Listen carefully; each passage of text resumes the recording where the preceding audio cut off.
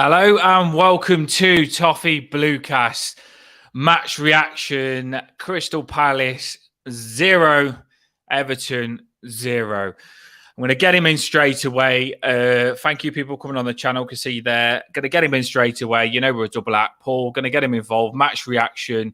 Hope you're ready for this, people. Should be a good one.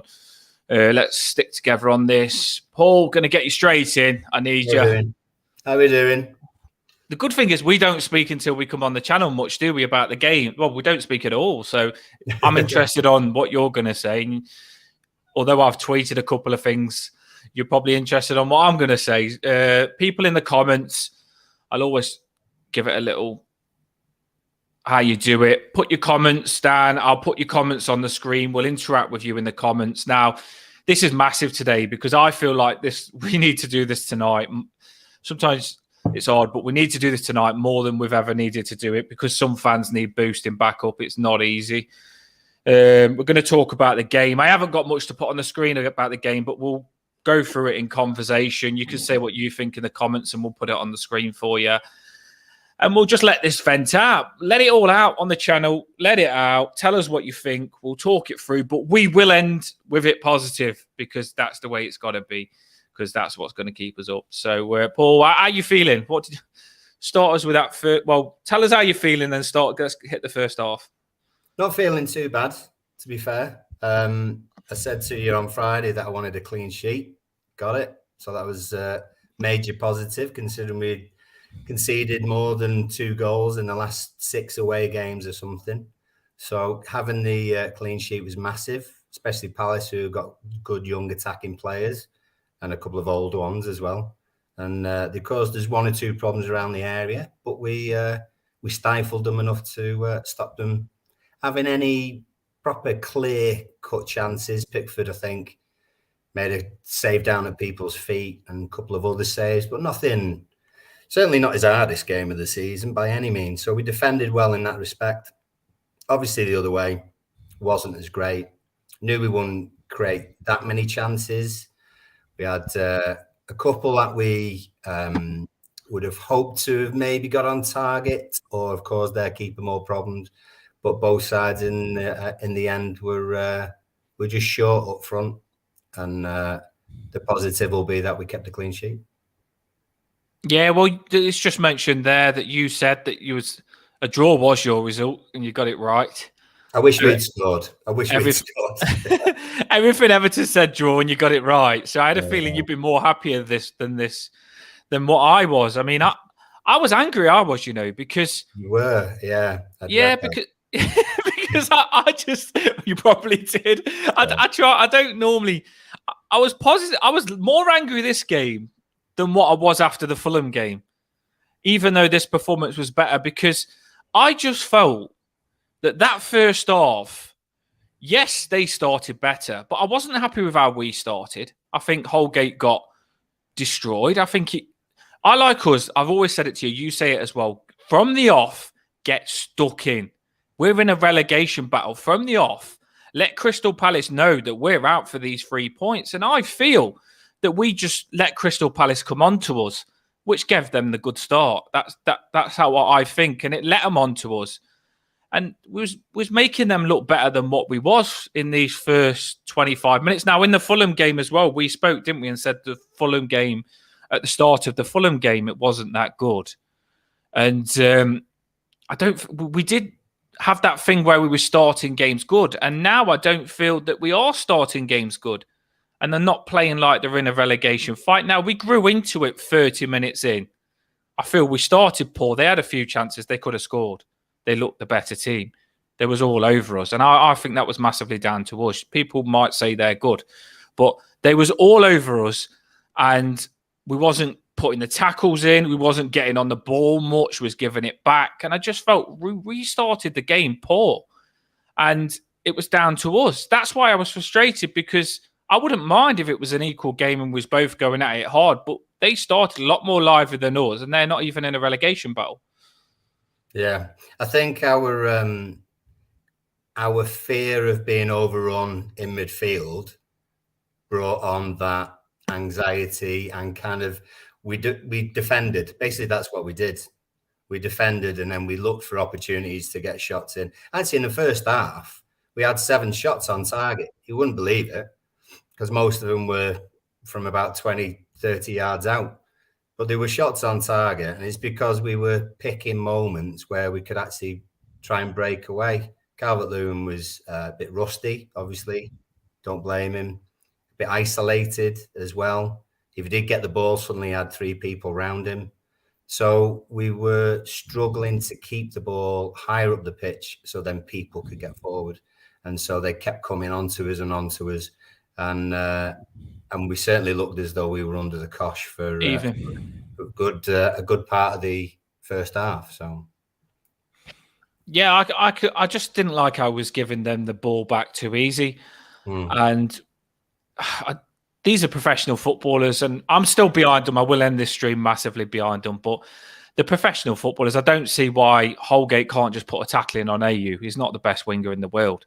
Just put a tackle in, and tackling isn't hard. You're a defender. He's probably played football from the age of 5, trained every week, week in, week out. He should be able to put a tackle in. He can't tackle, and he did frustrate me. Holgate did, and I just think, like you said, though, we grew into the game 30 minutes on. Everton seem to do this now. Take a while and then get into it. Then we was into it. And I'm going to give the fans a shout out here, because I think the reason we got into it was the fans. I mean, I'm watching this on TV.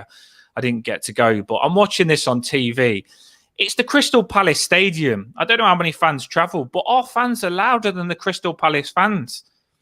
And Crystal Palace at home, they're probably not going to want to let the Everton fans be louder than them, because they'll feel ashamed. But the Everton fans was louder. And every time those Everton fans were singing Spirit of the Blues, they was doing it when we was under pressure as well, which I like, because they're getting behind them no matter what there. Every time those fans was singing Spirit of the Blues that first half, our players heard it clearly and stepped it up a little bit. And I felt like we did start to have shots on target and grow in the game, because these players... It's weird, but they really do need the fans, don't they? And what the fans did help for me, and it got us going a little bit 30 minutes on. And I felt like we had a bit of the ball then, like you said, and we had a couple of shots starting to get it into Calvert-Lewin. Crosses was coming in. And then I thought to myself, right, Crystal Palace could have scored 1 or 2 that first half, but we took that. They haven't. And we might go and score now and win this game. And that's how I felt. That's why I was a bit frustrated, because I felt like you've got to take what they've got, and we did.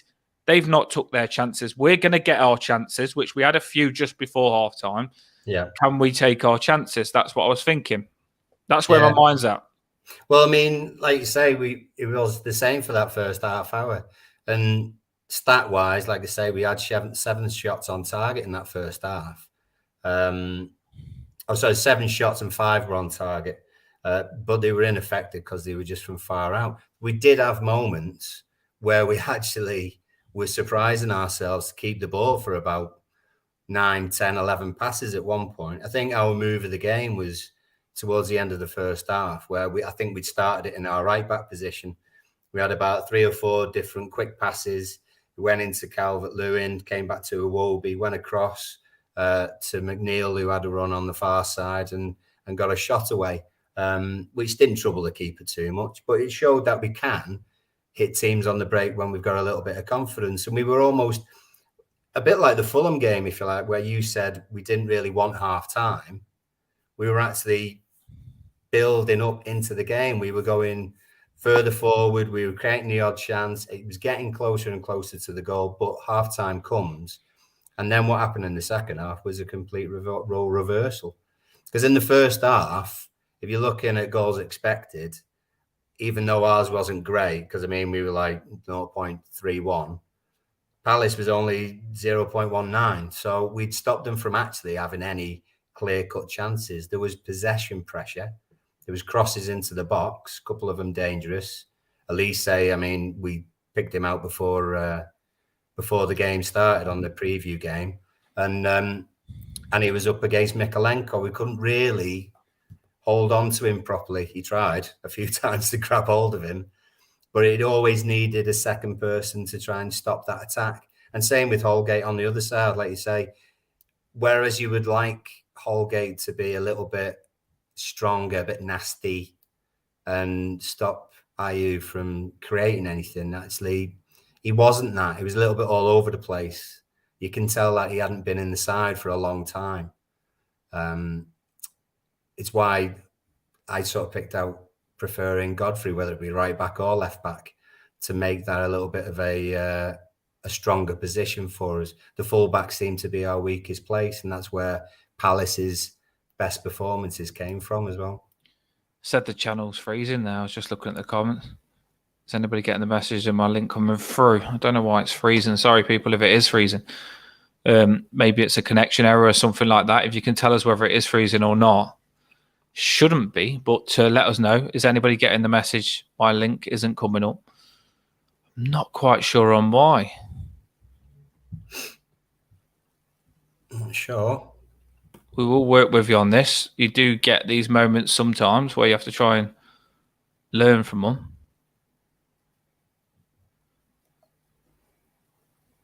Let us know in the comments if it's come back up. Now, we had a few on. I don't know why it's freezing. Mine's not working either. Keeps freezing, keeps kicking me off. I'm not sure on why. Sorry, guys. We will try and sort this out. I'm just looking now to see if I can figure out what it is. 2 seconds.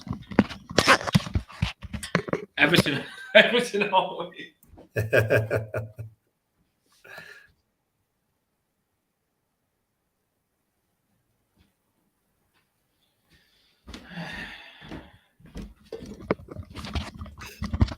No. Paul says he's all right now. Yeah, let us know if you're all good before we carry on going. We don't want to go with any freezers, so just let us know. Thanks, Hopi, for letting us know as well. I thought it was just my internet first. I am looking at what I can do here, but this has really caught me off guard on this one, to be fair. There's not much I can do. Let us know if it's all right. Been told that it's freezing on the stream. Let us know if it is freezing. Going to have to pay the £25 a month on this channel, ain't I? See if it makes any difference. Stingy get. I know, yeah, £25 a month and you get nothing for it. But I might have to do it. I'm just looking on. Let us know if it's okay. Is it okay? We'll go if it's okay. Like Everton starting the game here, it's a bad start, isn't it? And hopefully we get better. About half an hour, we'll be all right, won't we? All good now, chaps. Why was that? Weird. Right. glad Jamie's sticking around. Good lad. Jamie he's having a meal. He's quickly ran back to catch it, hasn't he? Is everything good? Everything Everton says it's good. Paul Caswell says it's good. Stick with us. We're on half time.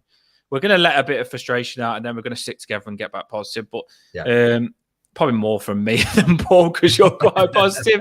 But yeah, I was just frustrated that we gave them the ball back so easy. I just think in this relegation battle, I know I said I'd be happy with a draw, but when I watch the game sometimes, if I feel we could get more, then I'll be frustrated if we don't. And the amount of times we had that ball on the counter attack and it was just a sloppy pass and we gave it back so easy. Yeah. You'd think professional footballers, we wouldn't do that. You'd think they'd say to them, hold on to that ball with your life because you never know when you're going to get it back, do you, when you're not a possession team? So everything we do needs to be better. It's a relegation battle. And even the fight on the challenges, it wasn't there for how I wanted it to be. I really thought we'd get stuck in more and be very aggressive, like we was when Dyche first come in against Arsenal. Yeah. Something that I will point out to you, I don't know whether you agree with this. Cool. People in the comments keep putting your comments in. I think when we played Iwobi in that position, I think Iwobi was good and he did what he could, but I don't think James Garner and Garner Gay are close enough behind him. I think when we seen Decore in that position, Onana and Garner Gay was behind him and the wingers was, and that whole midfield pushed up onto the press and the back line had to push up because it didn't want to leave space then. And it turned into a massive press, which put more pressure on the opposition. And I just seen Iwobi do it by himself and a massive gap. And our midfielders sit in front of a defence, and it just gives them so much time and possession on the ball. I think the reason behind that is that you've got Garner Gay, who is our primary defensive midfielder. And when we've had Onana and Decore, they do like to get forward. So we're almost like in a, if you like, I'm going to do a weird hand thing now. Where if this is Ghana Gay, can you remember Friends. In Crocodile Dundee, he does this with his hands. Well, he's doing Austin Powers, and like, hey. What I was going to say, I'm going to do it. I am going to do it. Yeah, What I was going to say is that these three, it could be anything here.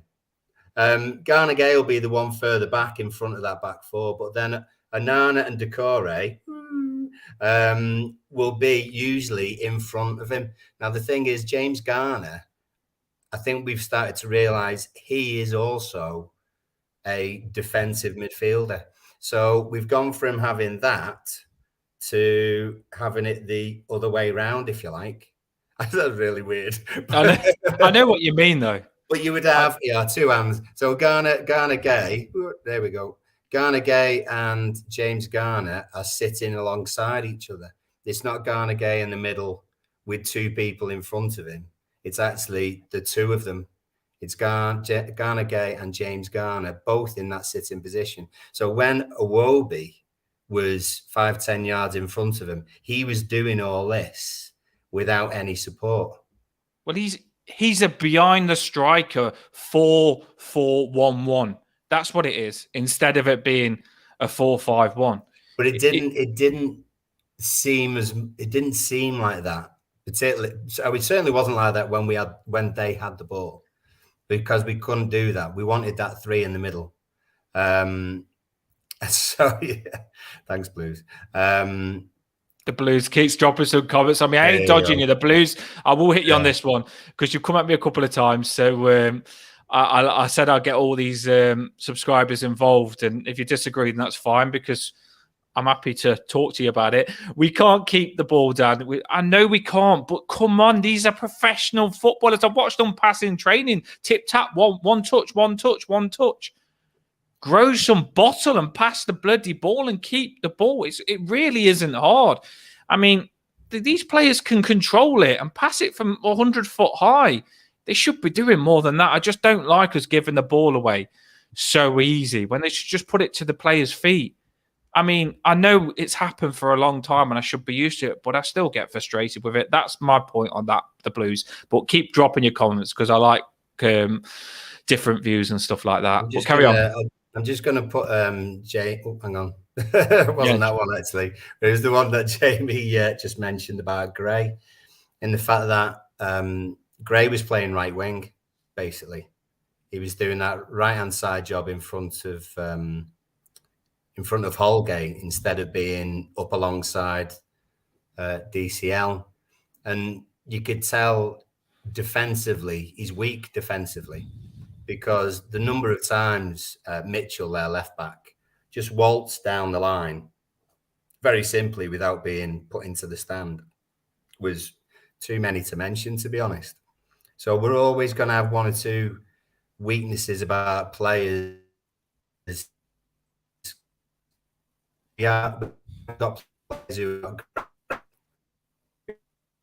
You had a little freeze and I'll put you out and put you back in. You had a little freeze. He was saying something as well, so just stick with what you're saying and come back in on it. We are interested. Go on, carry on. Yeah, I was just saying we haven't got players who are whole units of players. You know what I mean? That we've not got both defensive players. Gray on the right hand side, for example. Or McNeil on the left. They're not great at both things. McNeil's probably the most all-round kind of player that we've got because he can defend in front of a fullback, but he's not that prolific. I say that prolific. He's about our joint top goal scorer, but he's probably our most all-round player, whereas the rest of the players can do one thing but not the next. And we need They're not overall players. That kind of, I think that links to what Jamie's saying there, because I just don't feel Gray gave 100% this time. He normally takes players on a bit more, and he's normally got a bit more fight in him. I mean, when he got dropped and he played as striker, the work rate he put in when he played a striker, everyone was like, yes, Gray played that lone striker, and he was on everything. He was hungry to get back in. Now he's back in. It seems that he thinks, I'm back in. I can put his foot on the brakes a little bit. That's what it feels like with these players. It just didn't seem like Jamie's just said there that we'd love to play for Everton. We'd love to be in this relegation. Like, we don't want to be in this relegation battle, but what I'm saying is we'd love to be that hero that saves Everton, that person that does something to keep them up. These have the opportunity to, like, make a name for themselves, and they should be doing more. I really do think that. Gray wasn't that good. Not even like his skills and stuff like that. He just didn't put much work rate into it. The wingers didn't offer much, did they? For saying it's the first time we've got Calvert-Lewin, I felt it was we was really good on the wings when we didn't have Calvert-Lewin, knocking stuff into Mopé. But then all of a sudden we get a striker where we think, let's get the balls in. We wasn't good on the wings this time, and that frustrated me as well a little bit. Yeah, that was one of the things that we picked out on Friday, was that I much would have preferred to have seen Gray on the left-hand side with a stronger defender behind him, and McNeil on the right-hand side with Patterson or whoever it be curling inwards, because I didn't think we would get to the byline very much. We haven't seen us get to the byline and put a cross in like that, you know, sort of in between the penalty spot and the six-yard line for ages. They've always been crosses that have come in from deep. And that's what happened. Our main crosses into the Palace box were free kicks.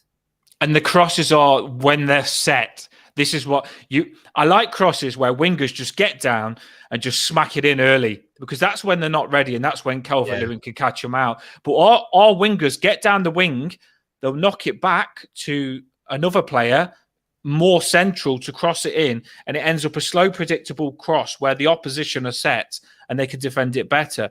That's what I'd like us to get down the wings quicker and knock it in earlier. Just, you know, those dry balls across the box where Calvert-Lewin did slide it in. There was one where Calvert-Lewin nearly did slide it in. I mean, we're kind of gone to the first half now. We're on the second half.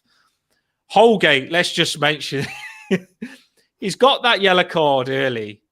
Yeah. And I've tweeted saying, get Holgate off, he's on a yellow card. Because the Blues said earlier on, AU's good. I don't think he's that good. Fair enough, he is all right, and he has had a few players just recently, but what he did to Holgate, he should not be doing. I just think, yes, he has been rinsing a few players, but they knew exactly what AU was doing. His form before the game should have been ready for it. Holgate was in that position to stop him. Every time he got the ball, it should have been on it, into the ball straight away. Instead, it was sit off, let him have time on the ball, and it's like, what are you going to do? And I'll sit back and just make sure I'm close to you to try and put you under pressure. I don't want that. I want you to get stuck into him straight away. Let him know you're there. I don't like this sit off, because that AU put one ball in across the box and they could have just headed it in. They should have scored. And I'm thinking to myself, what are you doing as a defender there as a right back? Because he's got the ball, you've backed off, and you've let him do exactly what he wants, not under pressure. And I just think, as a defender, you've got to get into and put more pressure on that to stop them, because that's your job, to stop them and defend. He, whether it was rusty or whatever, or maybe he wasn't the first choice and they've had to sort of change it, whatever it is, his positioning was not great at all.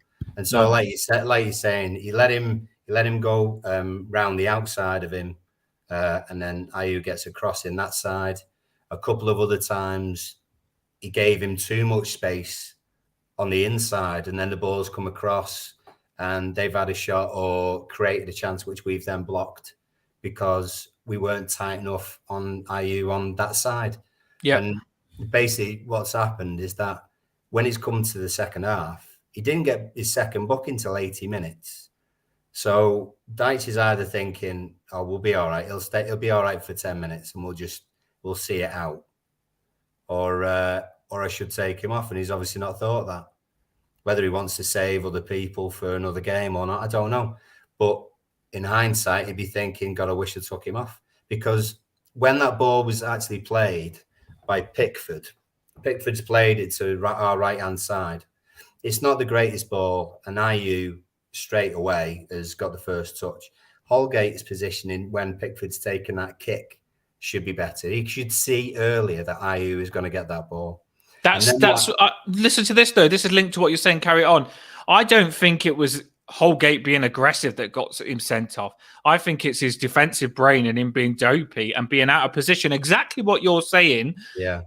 That got him sent off because that's the reason. He was just out of position, and then he's got to do something, make a bad tackle or pull him down because the other player has that extra yard on him because he's ahead of him and he hasn't got the foot. That's the reason he got sent off. Yeah.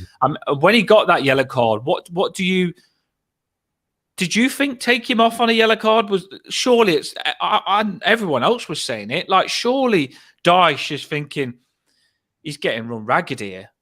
I've got Godfrey, I've got Patterson. Surely Dyche knew it was a massive risk and a red card could come in a relegation battle, which would bugger us up. At that stage of the game, nothing had happened with Ayew for the 15 minutes previous. Do you know what I mean? Anything that Palace had, which wasn't a lot either. I mean, their expected goals in the second half was only 0.34. And we went 0.14. We swapped over basically from first half to second half. And they weren't really creating anything with Ayew. So Dyche is probably thinking, oh, Holgate can just deal with this. We won't have a problem. But like everything Everton just said there, Holgate, having not played regularly, is making simple mistakes. So when the ball's kicked out by Pickford and Ayew's got it, first mistake Holgate's made is that he's not anticipated Ayew's going to get it down and run forward. So even before Ayew would have got the first touch, Holgate should have been coming back. He should have been on his toes, realising he wouldn't have got it and should have come back. And then what's happened? He's done this thing where Ayew is running down the line with the ball, ever so slightly sort of going inwards. And Holgate, what he's done, instead of going in field and covering the space where Ayew is going to go to, he's gone alongside him. And Ayew, as he cuts inside more and more and more, Holgate's got further and further away. Can't do anything apart from either let him go or try and put in a slide. And he's put in a slide and he's missed the ball. You know, if you got slight touch on it or anything else, it was a bad idea to make that challenge, because not only did Ayew get away from him, and obviously Holgate would have been booked again, having missed the tackle, there was no one up front alongside Ayew. And you did have Keane going across and he would have been back. Tarks wasn't too far away. So Ayew was almost isolated in that situation. Holgate's positioning should have been like this, going into the area and blocking that area where Ayew is then going to do something with the ball, but he didn't. And his positioning was out of whack. And for whatever reason, whether it's not because he's not been playing or just because he didn't realise it, it's resulted in him making a daft decision. Some will use the rusty excuse, but I've seen this from Holgate when he's fully fit. I have seen it so many times. This is what has made him struggle as a defender. He hasn't got that football brain in his positioning. I mean, he's got that energy, the sprint and the speed, but he just hasn't got that. A lot of the football our defenders haven't. To be fair, that's what they struggle with, isn't it? Ian Hope, anyone new on the channel, like and subscribe. Ian Hope, how you doing? Get in. Tell us what you think. We're just letting a bit of emotion out on Holgate and. Which you've got to look at it and you've got to say no more, because we've got 6 games now and this needs to stop. Just stupid things like that. We can't. Every little mistake can send us down, and every time you stop those mistakes, it can keep us up. It can keep us up. And well, Holgate's not playing anymore anyway, is he? He did that tackle. I said bring him off. I get what you're saying about Dyche. Holgate didn't do anything, but you still know it could happen on him. And I don't know whether you've seen it. Mitchell made 2 tackles where he could have got a red card just before that. So surely you'd think when Mitchell's doing it, my right back could do. Why? My right back could happen what their left back, because Mitchell did it a couple of times himself. He made a couple of fouls, and the commentators even said it's risky when you're on a yellow card. Mitchell shouldn't be just grabbing him down like that. Some will say it wasn't a yellow card.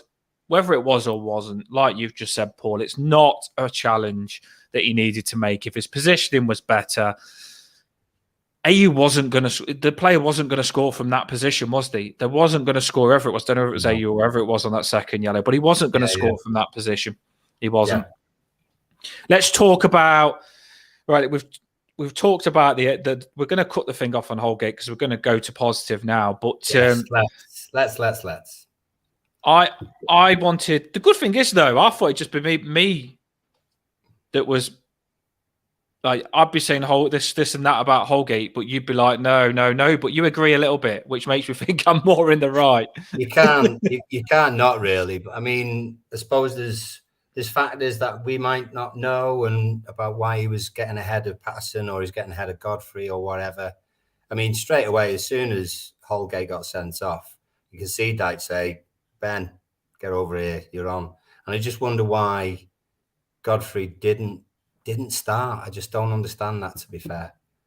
Especially against some fast winger strikers, left and right forwards.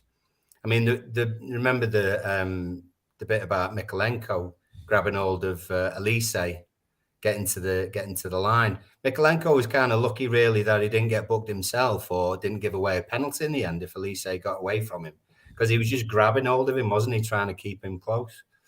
I don't think Godfrey would have let it get to that position, to be honest. No, I was surprised he didn't play, and I think a few others would have been surprised Godfrey wasn't in the squad. Some probably wanted to see Patterson. Were you happy with the draw? No, not in the end, no. No. And I'm a big hypocrite because I said to you, I'd be happy with a draw, but deep down in my heart, I wasn't going to be happy with a draw. And people will say on Twitter, "Oh, this idiot said he'd be happy with a draw, and he wasn't." But I wasn't. Not with the way the game went. I don't think Palace was that good. I felt like they was good at the start, but like you said, we had some good shots on target. I just don't feel like, I'm going to be positive because I still think we can stay up, by the way. Just now, we're making it harder for ourselves. We are making it scary now for me.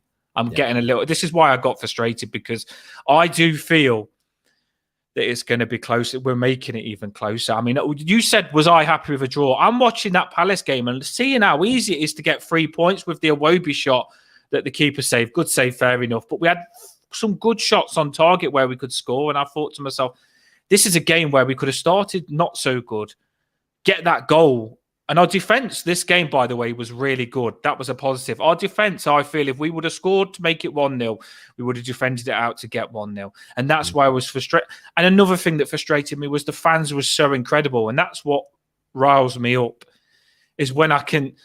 Because we've got Twitter accounts, you have in the subscribers. The fans boosted that up. They've travelled far and they've got long journeys home, and the fans was twice as good as what the players was. I don't feel if the players was as good as the fans, that would have won that game. The fans got behind them all the way through, and the fans are thinking, what more can we do? And that's what frustrates me, is that the fans did enough, but the players didn't. And that's why I wasn't happy with a draw. Imagine though if the fans didn't give a shit, if the fans were so demoralised from going, from previous games and everything else. Imagine they weren't singing. Imagine they weren't driving them forward. The result would have been a defeat, without a doubt. I think 100%. The fans dragged through. So we did get something from the game. I do think Palace defended well themselves. We didn't get much in their area because Palace defended well, particularly on set pieces. There weren't many occasions where, I mean, our usual free kicks go to the far post and it's either Keane or Tarkowski who head it back across, and then whoever's there is there. And that didn't really happen. We might have got a header back across, but no one else was there to get on it because Palace cleared it. And we didn't get on to anything. He did. Yeah, I listened to the Roy Hodgson. I listened to the Roy Hodgson press after the game, and he said, I knew Everton was going to come at me from goal kicks, from free kicks, and from corners, and they are very, very dangerous. And he spoke highly of Sean Dyche. Roy Hodgson, by the way, top man, and I loved his press interview. And I didn't think he'd be so good, but what a fantastic, he's clever manager, very clever manager, a lot cleverer than what you think. And he was ready for our set pieces, and he did, like you say, he stopped them. He stopped us on set pieces, and we didn't look like a threat in that area. So he'd done his research on the set pieces. Yeah, that's what they do. It's what they do. He'd done well on that. The thing is, as well, if Leicester hadn't have won their game, if Leicester had lost or drawn against Wolves, we'd be coming out saying, draw was a good result, not in the bottom three, move on forward to Newcastle. Do you know what it is, though, Paul? Do you know what it is? It's I'm watching that game, and they wasn't that good, Crystal Palace. They wasn't. I felt when we got into it, they wasn't that good, and we gave the ball away. And I really do feel if we was better, we could have won. And that's something that leaves me frustrated. If we try our best and they're at it as well, I can accept it. But I looked at them, that Crystal Palace team, not playing that well, and I thought to myself, we're not going to play an easier team than what these are playing like now. And we're not going to get a better chance to get the 3 points. Do you understand where I'm coming from? That's what I was thinking. I know what you're saying. They've gone from having won or been unbeaten for 3 or 4 games to then losing 4 games to then winning 3 games on the row. So we were going against a side who were beaten 3 of the bottom 6. One of them very convincingly, having beaten Leeds away 5-1. So they were in a decent mood. So we'd stifled them. We did stifle them. So we did our job in some respects. And obviously, Tarkowski thinks the same because he, whether he's misquoted or he's right. He's had enough like us. Said, didn't he? He sort of said that he said that we've worked well as a team defensively. We just hope that the striker or forward players can create more and score the goals. Basically, going forward, paraphrasing, but that's in the gist. That's what he was mentioning, and he was spot on after that. Yeah. You can't say otherwise after keeping a clean sheet against a team that's won its last 3. Scoring however many goals to us not scoring again. He's probably thinking, these attackers keep coming at me and I'm having to defend a lot. Why ain't my attackers going at them and making them defend a lot? He's looking at their centre-backs thinking, I'm doing a lot more bloody work than what you are. And that's generally what he's thinking now. These have got some young kids, some good young kids, by the way. That Alisse or whatever his name is, he played well. Yeah. He's a good player. But we've got players that have been in the Premier League a long time now. We've got Iwobi, who's been in the game a long time. He shouldn't be letting Alessi and Store that absolutely look miles better than him. We've got Damari Gray, who's been around, but I want more from our attackers. I really do want more from our attackers. And they didn't show as much as what Crystal Palace attackers did, and that's why he is probably frustrated and has called them out. I think it's a good call out because they need to step it up. It's all right. It's a borderline, isn't it, of getting behind them and babying them, if you know what I mean. Yeah, I mean, it's particularly our lot. It's about confidence.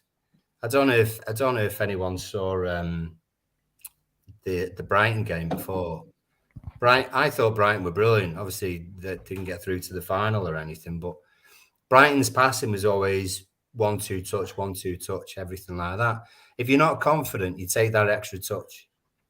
Or you don't do that forward pass, you turn and do the sideways or backward pass. And that's what generally we were doing when we had the ball yesterday. Defensively, we were fine. But when we had the ball, we were not creating anything. You can only create things if you're passing it quickly or you're passing it forward. And we weren't doing either of those things. So Brighton, who are in a confident run, Palace, who were in a confident run, really, even after yesterday, we're still passing the ball a lot quicker than we were. There was one moment, like I said before, there was one move which we had from starting from right back where it got played into DCL, passed back to Gray, touched by Iwobi, over to McNeil, who had a shot. It was like there must have been about 10, 11 passes, and we got a shot at the end of it. It stands out because we didn't do it again. That was the only time. And that was actually the time when we were passing quickest as well and moving better. You just want someone to just grab it and be that hero.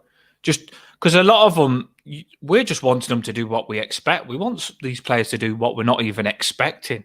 You know where James Rodriguez used to play for us, and he was that confident he would rip them to shreds. I'm going to rip you to shreds. I'm going to score from where I shouldn't score. I want players to do something like something unexpected. I mean, Iwobi created double the chances. Maybe he did create more chances, but Alisse ripped Mikalenko a lot more than Alisse. Yeah. I felt a lot more scared of what he was doing against us than what Iwobi did. I don't think Iwobi ripped him to pieces. Maybe he did do 3 or 4 good passes that gave him good statistics for you to come out with that, but I just feel like I don't feel like we ripped them to shreds attacking wise. Like you say, we had 2 or 3 good patches where we did look a threat, and I feel we should have put more.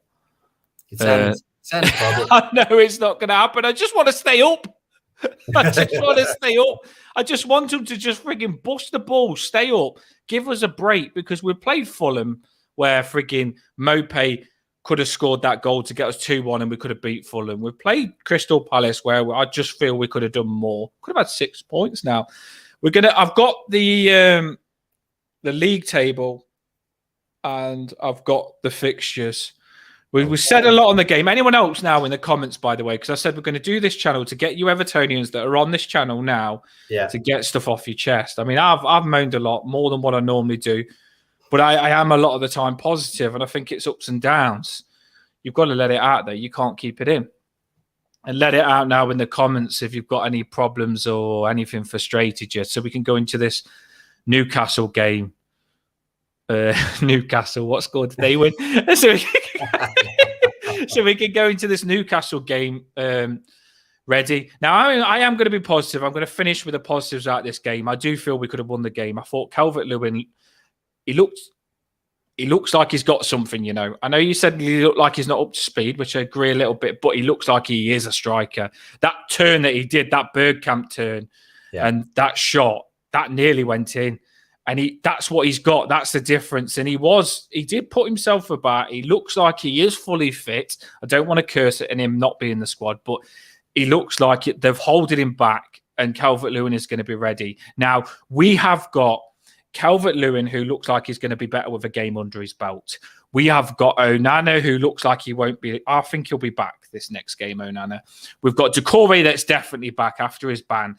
I don't think you can keep Coleman out of this team for long whenever they're in a relegation battle. He'll play with crutches, I tell you. So he would. We've got some big boys coming back in, and they've been out, and I think they're going to come back hungry. I think Decore is going to be on it, and I am ready now. We've let 2 games slip, and I feel we've let 6 points slip. I really do. But this is it now. This is the business, and we've made it hard. It is probably going to come down to the very end, the way we're going.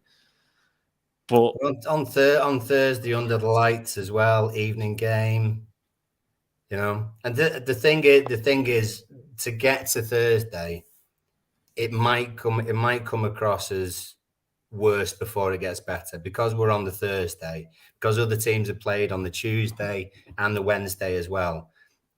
Don't look at the league table after we've shown you in a minute until after Thursday, because it will show us, it's inevitable, it will show us in a worse light as well, because we'll now, instead of being a game ahead everyone, will be a game behind everybody.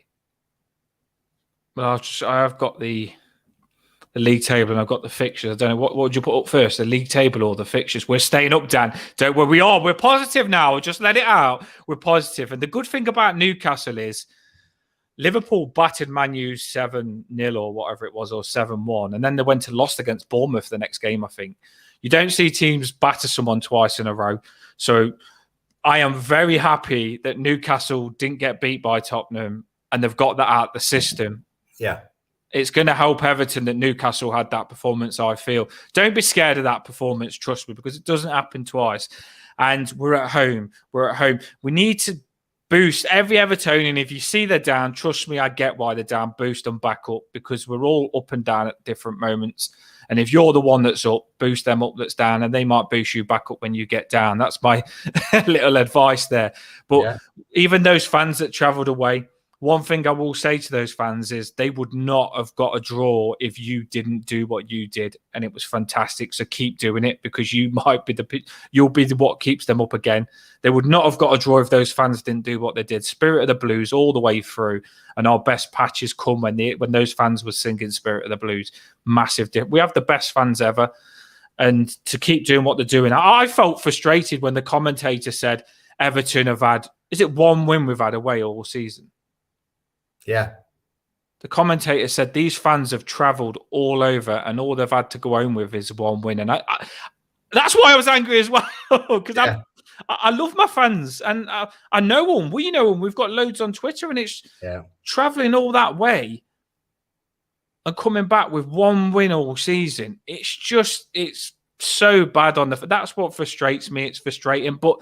But those fans have had one win all season, and they are louder than the Crystal Palace fans, and they're still singing Spirit of the Blues all the way through. Absolutely incredible. We have the best fans, and to lift themselves up again, we need to do it. We need to lift ourselves back up again, don't we? Because it will knock them a little bit travelling all that way. But not me, and I didn't even bloody travel to that game, so it will knock them travelling. You've got to lift them back up because we do need it. They got a point. Now, I'll drop on the screen. I think this should be the league table. People in the comments, let it off. I like you. Everything Everton's on one today. He's Mr. Positive. If you freaking, if you listen to him, no, that's not the one. If you listen to him, he'll get you better.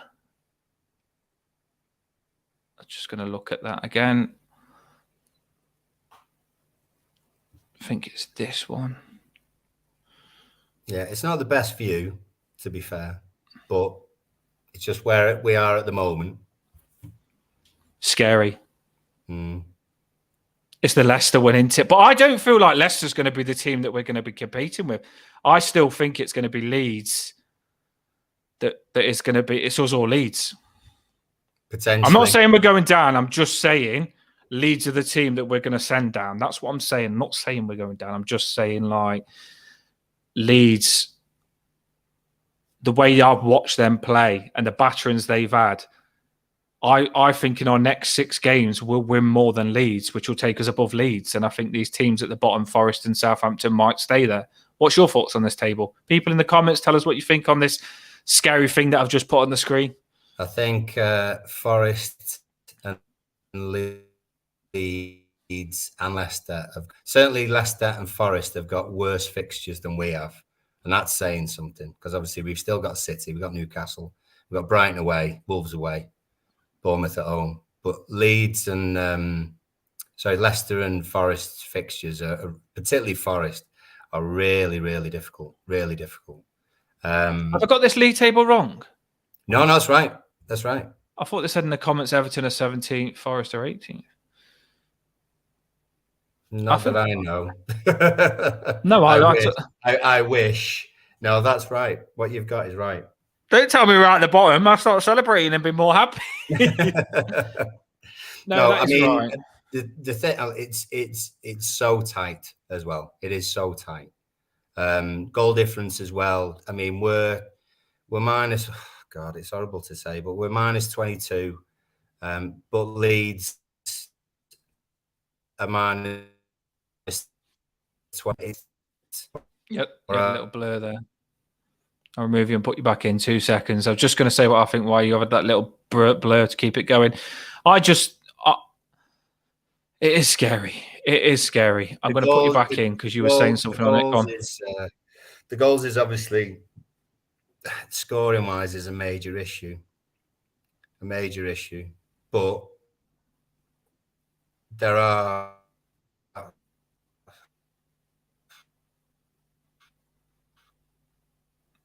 I think... I saw lots of discussions today which were about how many points to stay up and stuff. And it's a case of just getting some points from each game. Even if it is a draw, do you know what I mean? Even if we are solid and we get a couple of draws and a win somewhere, then it can be all the difference. 1 point could be all the difference. Massively. Massively. I'm just looking at it now. People in the comments, keep put what you think, and I'll put what you think on the league table.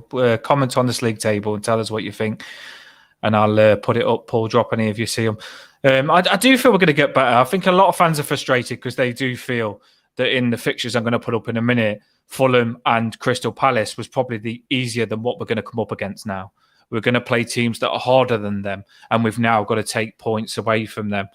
It gets scary, but it is possible. It really is possible. It's going to take more now. I feel we really are putting ourselves in this fight to the full, and that's what scares me a little bit. But I just want it to be.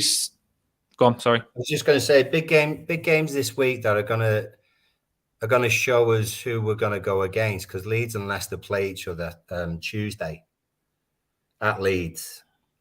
Now, you want Leicester to win that, don't you? Well, I would say we want to draw. I'd say we want to draw, to be honest. I don't know whether I want Leicester to win it, because I really do feel like Leeds is like I said earlier on, I really do feel like. Well, Leicester's games have got Leeds away. Then it's our game at their place. They've got Fulham away, Liverpool at home, Newcastle away. Their last day is West Ham at home. Now, how many do you think they're going to get from that? Don't know. The key game is us away at them. The key game is that. They could say they did draw against Leeds or nothing against Leeds. Say it was a draw between us and them. They've then got Fulham away, Liverpool, Newcastle and West Ham. I'm not sure I see them getting anything from those remaining games. So not losing away at Leicester could even then be the saving grace if we do win one of our remaining 4 after that. Leeds, for example, they've got obviously the Leicester game on Tuesday. They're away against Bournemouth, away against City, home against Newcastle, away against West Ham, home against Spurs last day. I think when I look at it, though, do you know what I see now in my head? This is how I go about it, and I'm going to try and put fans in a positive mindset. I just put us on to the same points as Leeds and Leicester. I know it's 1 point, but I put us the same because you can get 3 points for a win. And I think that Leeds and Leicester won't win 3 games in the 6. I really don't. I don't think Leeds and Leicester will win 3 in the 6. I think they might pick up 2 max wins with the way they're playing. Yeah. Now, I'm already leaving Forest and Southampton down there, hoping that they don't come out of that big frigging hole that they're in. I'm thinking, well, if they do, I'm scared. But well, I'll tell you the reason why I agree with you that they won't get much out of the next games. They've got Brighton at home, Brentford away. The one that they should be getting would be Southampton at home, really. But then they've got Chelsea away, Arsenal at home, and they're at Palace last day. So they've got hard fixtures, which helps massively as well. They have. On what you're saying, yeah, you are right. You can see maybe getting 1 win, the Southampton game, or a couple of draws and a win, maybe. Well, let's get the fixtures up now, because I'll tell us how we stay up. I'm just going to put it simple. I'm scared, but I'm going to be bloody positive here. And I'll tell you how we stay up. You've just seen that league table there. Paul's just said those 2 teams at the bottom have got hard fixtures. It's not the best picture on this, but I've just put the here for you. Our fixtures. Now, this is it, Everton. I know it's hard. I know we're knocked down. And I know it's scary. I know Newcastle have had a good result. But if we can, it's our ground. It's a nighttime game under the lights, right? And Newcastle is a derby for us. If we can beat Newcastle in that game, anything can happen in a game. If we can turn up as fans and get them over the line and drag them over the line and get these players to be the best they can ever be and get up their arse if they're not. If we can do that in this Newcastle game and get those 3 points, these next games are nice to only win 2 more to stay up. And that's what I think we need to do. And I think if you get 1 win there, you look at Leicester, Brighton, Wolves and Bournemouth, to get 2 wins out of them is possible. And I really do believe if we can get started on this Newcastle game and get those 3 points, just get behind them this game and get this ball rolling because they're struggling to win. If we can get them to win this Newcastle game, if we don't, we don't. We carry on. It makes it harder. Not getting it does make it harder, but if we can, it helps so much. And it's there. It's just you look at those fixtures, we can stay up. And if you need more than 3 games to win, fair enough, I was wrong. But I think with picking that draw up, I said it last game, we need 3 wins and a draw. So we got that draw last game. And I think 3 more wins could keep us up. I really do with the fixtures everyone else has got. So we can't give up. We really, really, really can't. With those fixtures, you can't give up. Now, some will say, they'll go to the stats and say, we've won what? How many all season? Why do you think we can win 3? Break it down. Win 1 game, you've only got 2. Win 1 more, you've only got 1. We don't know what can happen. That's just my thought. That's how I think, Paul. That's how I'm pumping myself up right now. What we've seen while we've been doing these is that Arsenal were top by 5 points, beating everyone. Played us, we won. Had Brentford had a 12 match unbeaten run. Came to us, we won. Newcastle. Obviously, they've recently had a great run of 2 defeats in 8 games. Lost away against City 2-0, but they lost against, got hammered against Villa. It was 3-0 away at Villa. When they've played Forest, they've scraped 2-1. When they've played Wolves at home, they've scraped 2-1. Brentford away 2-1. Obviously today, bit one of those freak results, to be fair. Everything they hit just went in. But on what we've done before, there's absolutely no reason why we can't switch it and turn it into a positive result, because that's more about what we do. When we looked at Fulham and we kept saying, right, Fulham's the game, they're on a bad run, everything else, we should be beating these. We've got this player, we've got that player, and it didn't happen. That's very Everton. To lose a game at home against a side that we should be beating, that's very Everton. You're right. And then go one of the next games when we're not expected to win and bloody win it. That's what we do every season. We do it the hard way. It happens usually in around November. I've always thought this. We tend to have 3 really good fixtures in November, which include maybe 2 of the promoted sides. Or we've got 2 home games and 1 away at a promoted side or something like that. What a great opportunity this is to get us, 9 points higher up the table. And we balls it. We, lose 2, draw 1, or lose 1, draw 2, and everything else. And then in December, when they give us Arsenal, Chelsea, and United away or something like that, we end up winning 2 out of 3, or we get 2 draws and a win or something like that. It's what we generally do every year. So why can't we get wins against Newcastle at home? That's why you've got to stick in it, because Everton, they're unpredictable. They're the most bipolar team ever.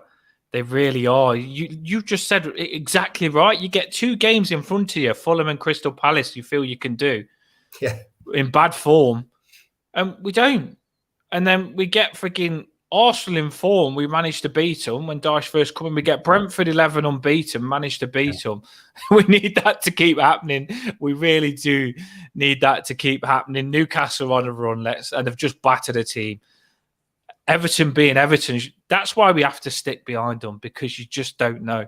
You have to see what the outcome is going to be. You have to see what the story is going to be with Everton, but you have to stay behind them to make sure they can do the maximum what's possible from them, because they need the fans all the time. I'm scared. I'm excited. I'm very glad that this game is Thursday, by the way. Yeah, it's a weird one. I don't want to wait. We normally wait longer, and I'd want every game to come fast now to see what's going to happen. Yeah, well, the thing is, it's a strange one, isn't it, on the Thursday? Which maybe will probably add to our chances. To be honest, wouldn't surprise me.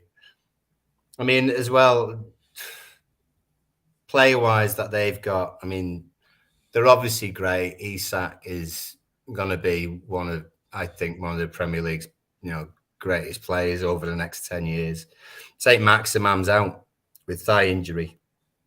I mean, I'm glad I'm glad that maybe he's not playing, because he gives the fans a lift, doesn't he, for them? As soon as he gets on the ball, you get a little bit anxious and stuff. I think they've probably got more well-rounded players in the likes of Bruno, middle of the pitch, and they've got some decent defenders.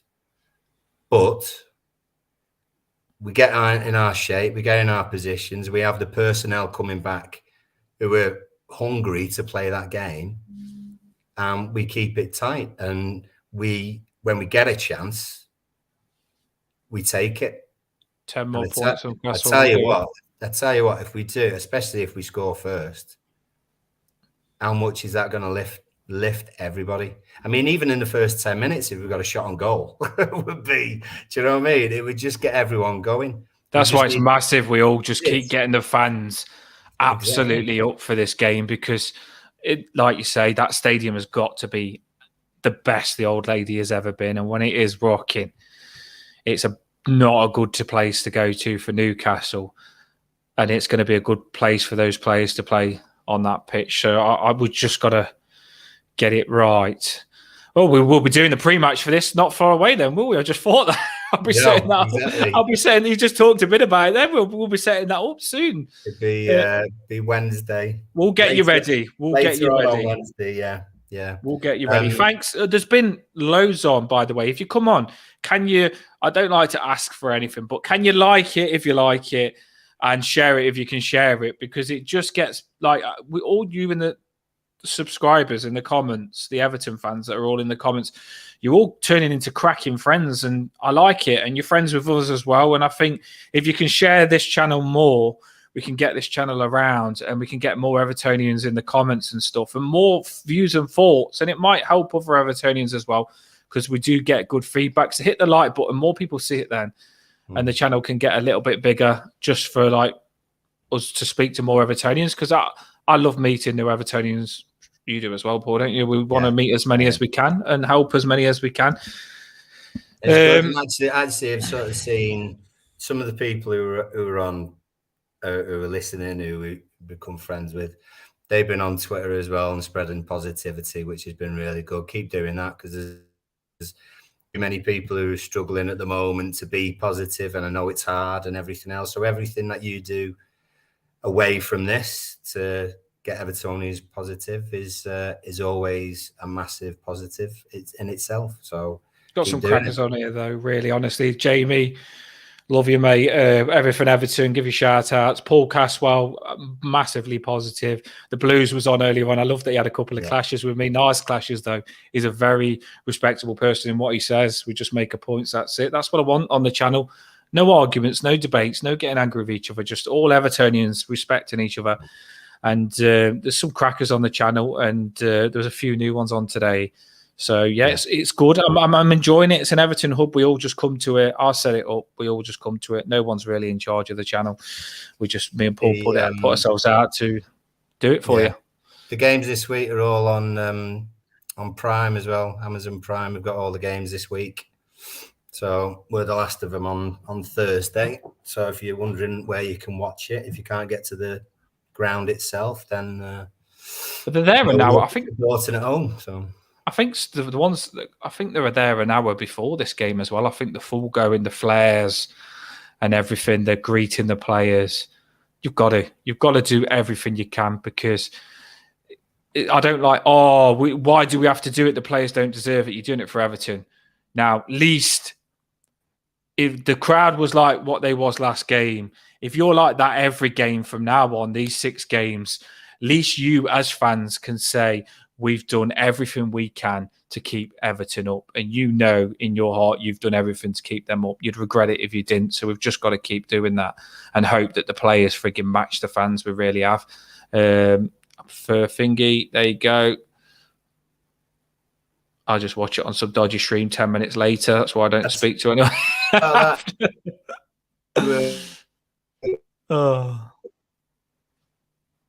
Right, we're coming to an end. There's still loads on. Go on, sorry. I was just going to say as well is that when people are saying that, why have we got to do this again? Why have we got to do this again? I tell you what, if we were 6 games away from getting in Champions League, we'd be doing exactly the same thing. We'd be doing exactly the same thing to push them as far as we can, because it's our club and that's what we do. So do your best. That's all you can do. Yeah, I completely agree, because you can't brag at the end of the season that it was the fans that kept them up and you kept them up, but then not do it when you could keep them up again if you've got that tool to do it. Right, Paul, I don't know whether you've seen my little banner thing. I'm going to drop it now. Loved it. Everything. Did you like it? Everything Everton's been saying, oh, Goodison needs to be rocking. Goodison's got to be, we've got to make Goodison this. And I just played around doing a little video. And me and you have got jumping on Goodison, making it rock in the banner. That's amazing. And yeah, it's a good banner. So I'll put it on now, Blues. Let's stick together. Get on this channel. Let me hear from you. I've said it already. Me, Paul, and whatever subscribers want, when we stay up, we'll all be on the channel live and we'll all celebrate. Get your drinks, get whatever. If you don't drink, that's fair enough. Just get your freaking Subway or your doner kebab, and we'll all celebrate. We'll all go live when we stay up. We're going to have a party when we stay up. We've got to believe. Will be tough Thursday night. There's a new one on there. Like and subscribe, and you can join in. We would have put your comments up all the way through. Like and subscribe. I know Skadoosh. He's a good lad, Newcastle fan, unfortunately, but he's one of the sane ones, to be fair. So if he says it'll be tough, he knows. It's a shame we'll be winning on. Thursday, though. So, we'll have you. As long as it's all good words, we'll have you. Newcastle have been down, so they know this freaking situation. Do you know what I mean? It's scary for us. Exactly. They have been down, and they know how bad it is, and they've been run shit as well. So the clash with Newcastle is just stupid. They've created it themselves, because I generally didn't have a problem with them until they made it into a massive thing. But anyway, apparently we have now. So Newcastle, we'll do it. We'll smash them. We'll have you. And come on, you Blues. I'll drop the banner now for the Newcastle fan. You can watch Goodison rocking. Here we go. Good night, everyone. Stay positive. Spread it. Spread the positivity. We'll have a pre-match. We'll get everyone ready. This is a massive game, and we're going to beat Newcastle. We really are. I'm going to drop this banner now. Watch Goodison rock on this.